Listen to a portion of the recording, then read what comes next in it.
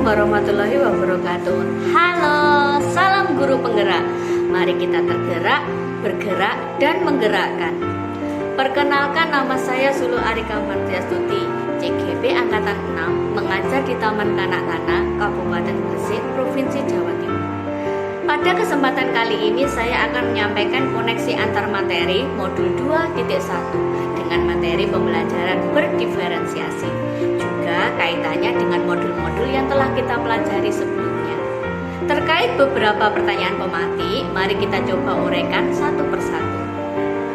Yang pertama, buatlah kesimpulan tentang apa yang dimaksud dengan pembelajaran berdiferensiasi dan bagaimana hal ini dapat kita lakukan di kelas.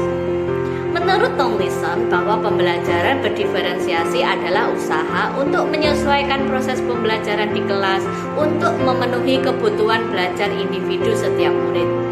Pembelajaran berdiferensiasi juga merupakan serangkaian putusan masuk akal yang dibuat guru yang berorientasi pada kebutuhan murid.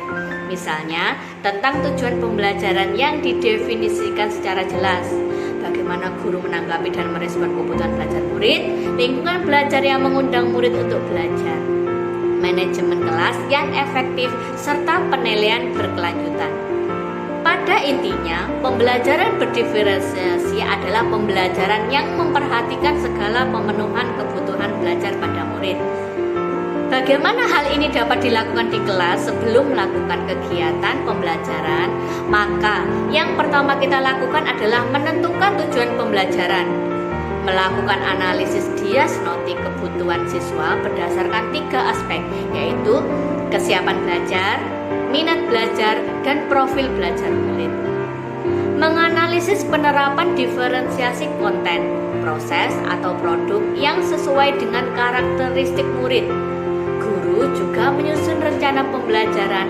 Yang terakhir adalah melakukan asesmen.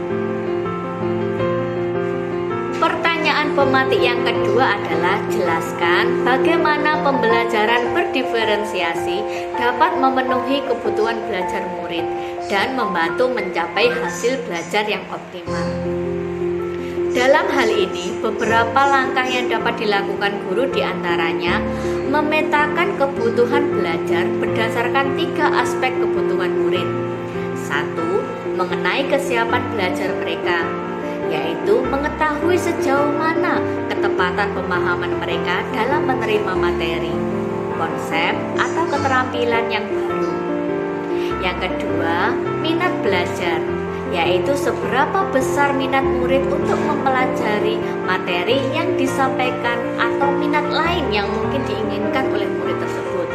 Dan yang ketiga, profil belajar, yaitu memberikan kesempatan kepada murid untuk belajar bergantung dari gaya belajarnya, apakah merupakan tipe visual, auditori, atau kinestetik.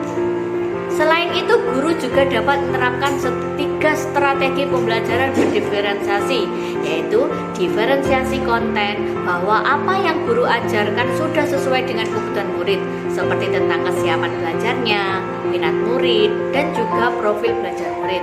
Yang kedua, diferensiasi proses, yaitu guru perlu memvariasikan proses belajar dengan cara yang beragam. Dalam hal ini mengacu bagaimana murid memahami materi yang telah mereka sampaikan. 3. Diferensiasi produk, bahwa guru perlu memvariasikan produk atau hasil kerja yang kelak akan disampaikan murid dengan berbagai cara untuk dapat mengekspresikan diri dari murid tersebut. Selanjutnya, yang dapat dilakukan guru adalah melakukan asesmen secara berkelanjutan, baik asesmen formatif maupun sumatif, berdasarkan strategi diferensiasi yang telah dipilih.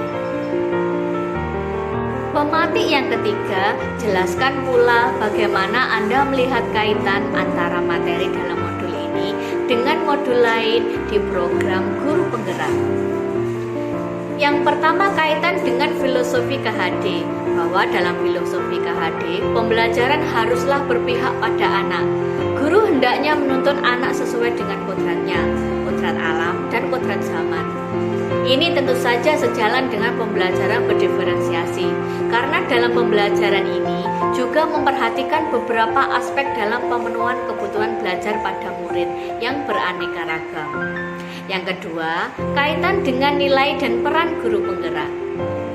Di dalam pembelajaran berdiferensiasi, mengharuskan guru untuk dapat memenuhi kebutuhan belajar murid yang beraneka ragam.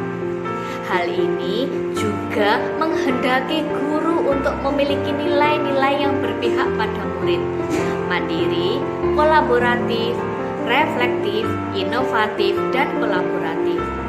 Yang ketiga, kaitan dengan visi guru penggerak. Visi guru penggerak diantaranya adalah melakukan perubahan positif dalam proses pembelajaran. Dengan melakukan pembelajaran berdiferensiasi, hak anak untuk mendapatkan pembelajaran sesuai dengan kodratnya dapat terwujud. Guru dapat melakukan dengan pendekatan inquiry apresiatif menggunakan strategi BAKJA. Buat pertanyaan, ambil pelajaran, gali mimpi, jabarkan rencana, dan atur eksekusi. Yang keempat, kaitan dengan budaya positif di sekolah. Bahwa budaya positif ini dapat terwujud apabila murid merasa bahwa sekolah adalah tempat yang menyenangkan untuk belajar. Dan dengan demikian, murid yang berkarakter pun juga dapat diwujudkan. Demikian tadi adalah koneksi antar materi modul 2.1. Terima kasih. Salam guru penggerak. Wassalamualaikum warahmatullahi wabarakatuh.